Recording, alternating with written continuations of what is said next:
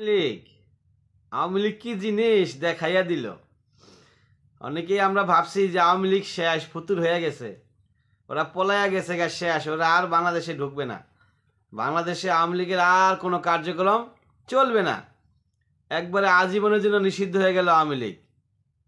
কিন্তু না, আওয়ামী লীগ ফিরে আসছে, আওয়ামী লীগ ফিরে আসছে, রাজপথে আবার কাঁপাবে, তারা আবার তাদের রাজত্ব দখল করে নেবে, এরকমটাই এখন দেখা যাচ্ছে, তাই না? ঘটনাটা কোথায় ঘটছে?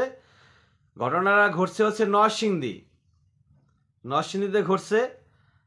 নরসিংদী আমরা জানি বাংলাদেশের একটা বিখ্যাত রাষ্ট্র, দুঃখিত, বিখ্যাত জেলা। তো সেখানে সবজি টবজি, কলা, অনেক কিছুই, লটকন জাতীয় অনেক জিনিস সেখান থেকে পাওয়া যায়। তো সেইখানে রায়পুরা নামে একটা গ্রাম আছে, উপজেলা আছে। সেই রায়পুরা উপজেলায় শনিবার ভোর থেকেই একটা আওয়ামী লীগের ব্যাক যে করছে সেটা দেখতে পাওয়া যায়। শনিবার ভোর থেকেই আওয়ামী লীগ রাজপথে নেমে আসছে।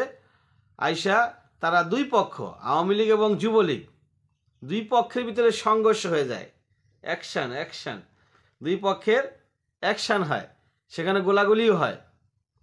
সেই গোলাগুলিতে দুজন মারাও যায়, গোলাগুলিতে দুজন মারা যায়, 10 জন গুলিবিদ্ধ হয়, আরও 10 জন, এই দুজন ছাড়াও আরও 10 জন গুলিবিদ্ধ হয়।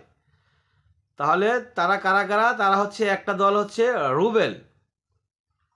রুবেল হচ্ছে রায়পুরা উপজেলার মেথিকান্দা এলাকার রুবেল ও বাসেদের পক্ষে, রুবেল মিয়া এবং বাসেদ মিয়া। রুবেল হচ্ছেন যুব লীগের, আর বাসেদ হচ্ছেন আওয়ামী লীগের। এই আওয়ামী লীগ এবং যুবলীগের মধ্যে সংঘর্ষ হয়, নিহত হয় 2 জন। সেই 2 জন কারা?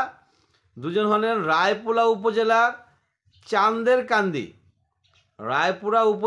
চান্দেরকান্দি ইউপি সদস্য মানিক মিয়া, মানে মেম্বার মানিক মিয়া, তার বয়স ছিল 55 বছর, ও সাবেক সংরক্ষিত ইউপি সদস্য, মানে সংরক্ষিত মহিলা আসনের মেম্বার থাকে না, সংরক্ষিত মেম্বার, সেই সংরক্ষিত মহিলা মেম্বার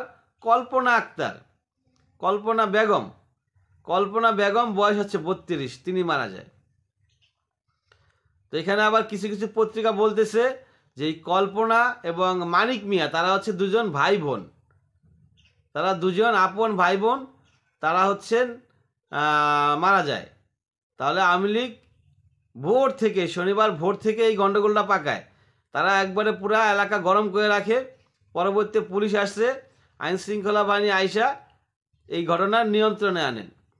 তাহলে এই যে দেখেন, আওয়ামী লীগ নিষিদ্ধ, আওয়ামী লীগকে নিষিদ্ধ করা একটা পায়তারা চলতেছিল, সেটা নিয়ে আমরা দেখলাম গন্ডগোল। এক পক্ষ বলতেছে না, আওয়ামী লীগ নিষিদ্ধ করা যাবে না, আরেক পক্ষ বলতেছে অবশ্যই নিষিদ্ধ করতে হবে।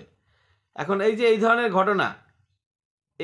ঘটনা যদি তারা ঘটায়, ভোরবেলা আইসাই 2 জনকে কুপুকাত করে দেয়, এখানে শুনছি গুলি করে কোপায়া তারকে শরীর জখম করে তারপর হত্যা করে, মানে অত্যন্ত নেক্কারজনক ঘটনা এগুলো।